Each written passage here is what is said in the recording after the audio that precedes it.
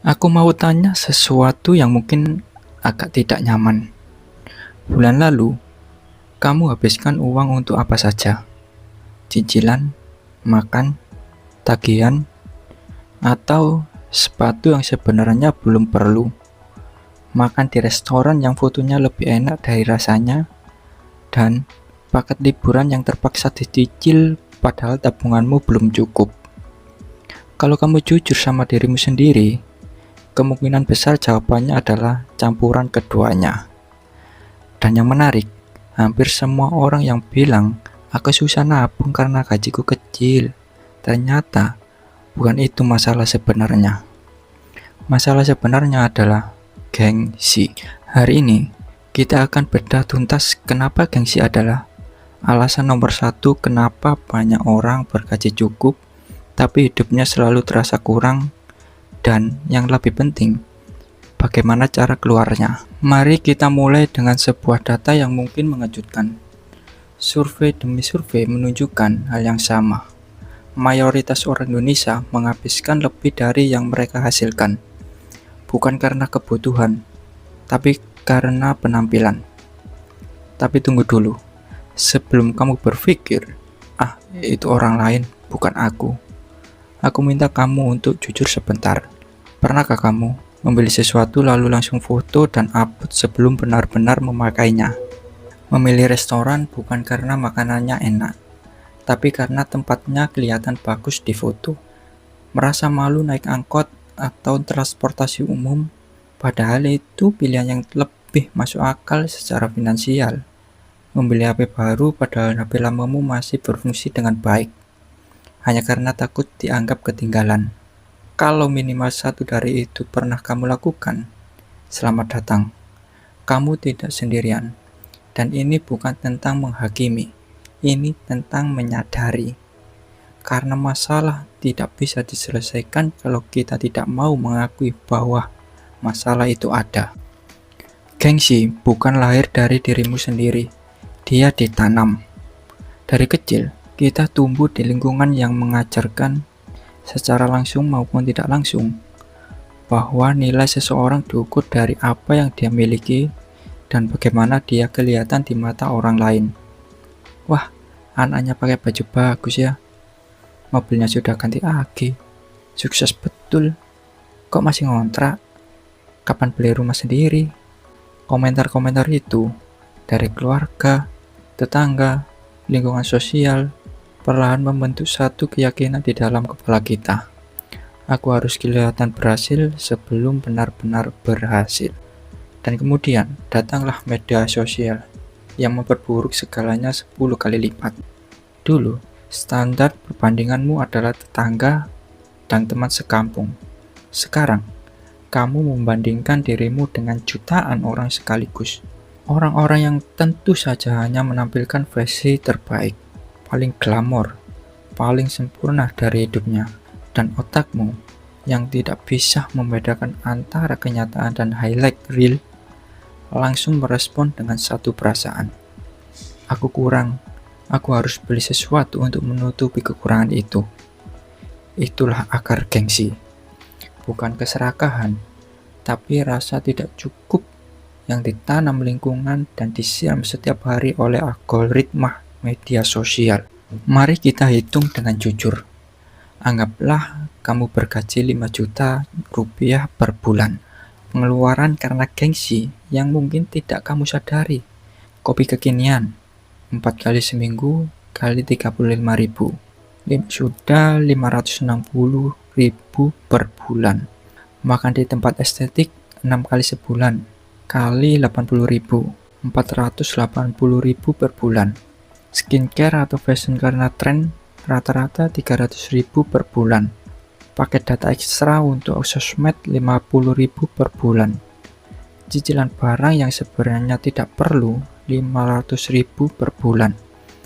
Total 1.890.000 per bulan. Hampir 2 juta. Dari gaji 5 juta. Hampir 30% gajimu habis bukan untuk kebutuhan, tapi untuk penampilan. Kalau 2 juta itu kamu tabung atau investasikan selama 5 tahun aja, dengan return investasi sederhana. Kamu sudah punya dana darurat yang solid dan modal yang cukup untuk mulai sesuatu. Tapi sebaliknya, kamu habiskan untuk hal-hal yang bahkan tidak kamu ingat lagi sebulan kemudian. Ini bukan soal pelit atau tidak bisa menikmati hidup. Ini soal sadar kemana sebenarnya uangmu pergi selama ini. Yang membuat gengsi berbahaya bukan hanya soal uang yang habis, tapi siklus yang dia ciptakan. Begini cara kerjanya. Langkah pertama, kamu merasa kurang karena melihat orang lain di sosmed. Langkah kedua, kamu membeli sesuatu untuk menutupi perasaan kurang itu. Langkah ketiga, kamu dapat dopamin sesaat, senang, puas, merasa setara. Langkah 4, dopamin itu hilang dalam hitungan jam atau hari. Langkah kelima, kamu kembali merasa kurang, scroll sosmed lagi, lihat orang lain lagi, dan kembali ke langkah 1. Siklus ini tidak pernah berhenti sendiri, karena setiap kali kamu membeli untuk mengisi kekosongan, kekosongan itu tidak pernah benar-benar terisi. Yang terjadi justru sebaliknya, standarmu naik dan kamu butuh pembelian yang lebih besar untuk mencapai perasaan yang sama, persis seperti kecanduan. Dan sementara siklus itu berputar, tabunganmu menipis, stresmu meningkat, dan kamu semakin jauh dari kebebasan finansial yang sebenarnya kamu inginkan.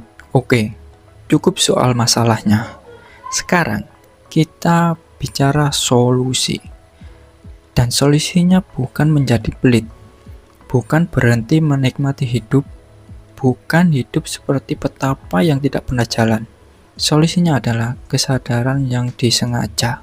Ini 3 langkah konkret yang bisa kamu mulai besok.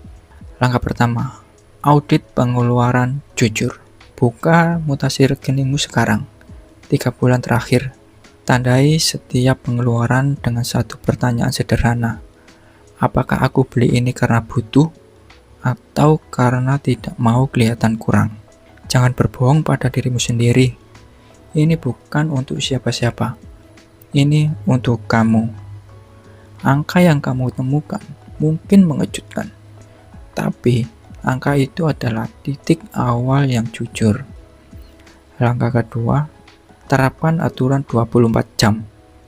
Setiap kali kamu ingin membeli sesuatu yang tidak direncanakan, tunggu 24 jam. Simpan linknya, catat namanya, lalu pergi tidur. Kalau besok kamu masih mau beli, dan itu masuk akal secara finansial, beli. Kalau kamu lupa atau tiba-tiba tidak sesemangat kemarin, itu tandanya itu bukan kebutuhan. Itu hanya dorongan sesaat yang dipicu gengsi atau FOMO. Langkah ini saja bisa memangkas pengeluaran impulsifmu hingga 40-60%. Langkah ketiga, tentukan cukup versimu sendiri. Ini yang paling penting dan paling sulit. Duduk sebentar dan tanyakan, sebenarnya hidupku akan merasa cukup kalau apa? Bukan versi idealmu menurut sosmed, bukan versi yang membuat tetanggamu kagum, versimu yang sejati.